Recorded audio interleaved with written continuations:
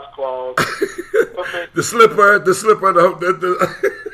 I will not name them because I know it's against the law and defects may come forth. So I don't want Department of Family and Children Services to come and arrest her. But I know a statute of limitation is probably up now. I'm finished.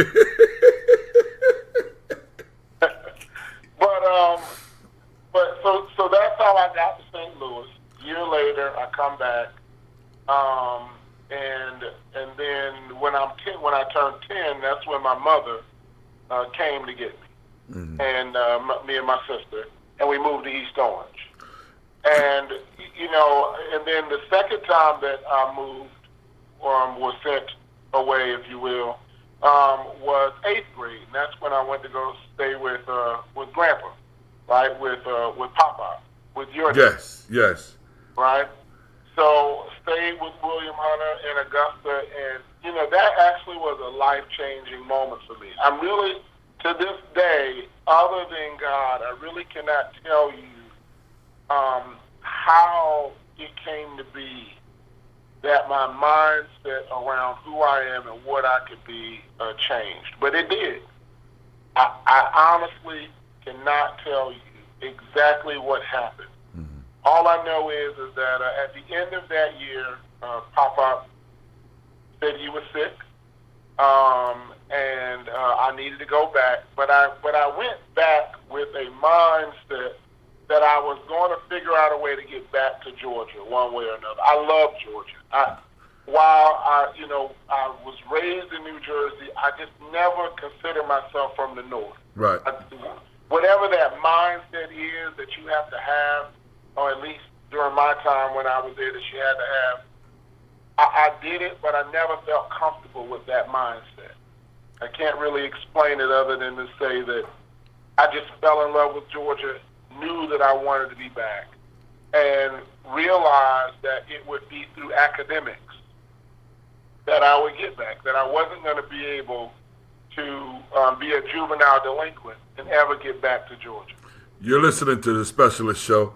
I'm your host, Shelton Hunter. I'm speaking with Dr. Clay M. Hunter. And I just want to say this really quick. I want to give a shout out to Salem Jewelry in Woodbridge, New Jersey. Go down there and see Neil. They did a wonderful job on my wife and my rings. And they were very, very, very...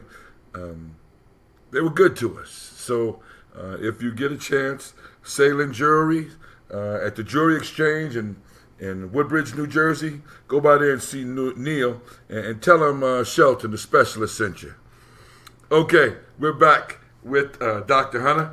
And so, Dr. Hunter, well, Clay, you were talking about, let's talk about your high school to college transition. Yes, sir. So got to Clifford J. Scott High School in East Orange, New Jersey, and realized that what I really wanted to do was get back to Georgia. That was my plan. Yeah. And the thing was, I knew that it was going to be through academics. It was going to be through the work that I did in the classroom that I was going to get back to Georgia. And so that's what I set out to do. I really started paying attention, applying all the great skills that I had learned in church, like we talked about. So the same sort of attention and detail that I paid when we were in Sunday school, I just began to apply it when I sat in algebra or when I sat in social studies or political science or whatever class. And then I got involved in politics, if you will, and became the sophomore class president, then the junior class president. In my senior year, I was the student council president. And here was another pivotal moment in my life. The principle of that, two pivotal moments in my life in high school. One was when it was my sophomore year in high school, and I was in the cafeteria, and my principal comes into the cafeteria, and there is this brother with her, sharp-dressed brother. Uncle Shelton. He had on one of those Pat Riley Italian suits. He had on his fur coat. He had the glasses that fit just right. And he was a dark-skinned brother. And that mattered to me at the time because, you know, I came up when chocolate was not in. And, you know, there was a moment there where this whole dark-skin thing was not the move. That whole black of the berry, sweet of the juice, that was all I had. It didn't matter how good my crack was or my Joan was. You know, all they had to do was attach the word black to me, and then everybody would just laugh. And I lost the whole competition. You know what I'm talking about. And they didn't do black Oreo, black cracker, black whatever, black Dorito. It didn't matter what it was. Black Dorito. You know, and I would think there was intellectual stuff, you know, but none of that would work. None of that could compete with the color of my skin. That's right. So, whole different time. But the point I want to make is so he was dark skinned, and that was important to me. Yeah. Got up from my table in the cafeteria, and I'm 15, right? Mm-hmm. But I went over, talked to my principal, and introduced myself to him. He told me that his name was T. Josiah Haig. Dr. Haig is what he said. I asked him what he did. He said he was a superintendent.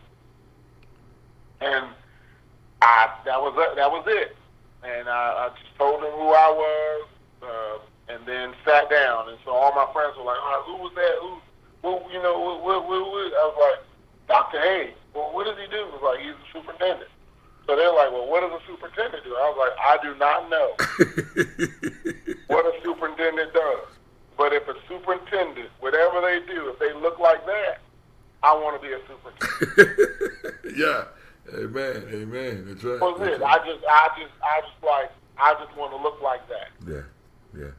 And so that was the first turning point in my life. The second turning point was junior year.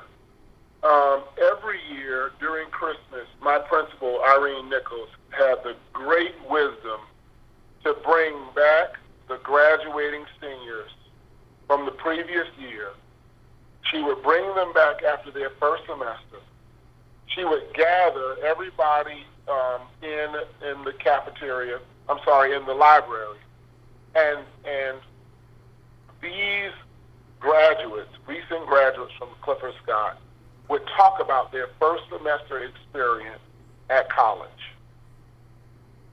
And they walked us through everything, what the journey was like, what the experience was like, and they gave us a sense of what college was like. And for me, the turning point was when Reggie Lewis talked about his first year at Morehouse. He had on a blue suit, he had on a white shirt, he had on a red tie. I remember it like it was yesterday. And he spoke so eloquently.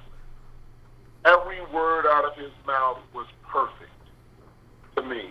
And the power in his voice, right? The mission, the goals that he had established, the things that he talked about. I mean, I didn't know Dr. Martin at the time. I didn't know Dr. Martin Luther King graduated from Morehouse. I didn't realize that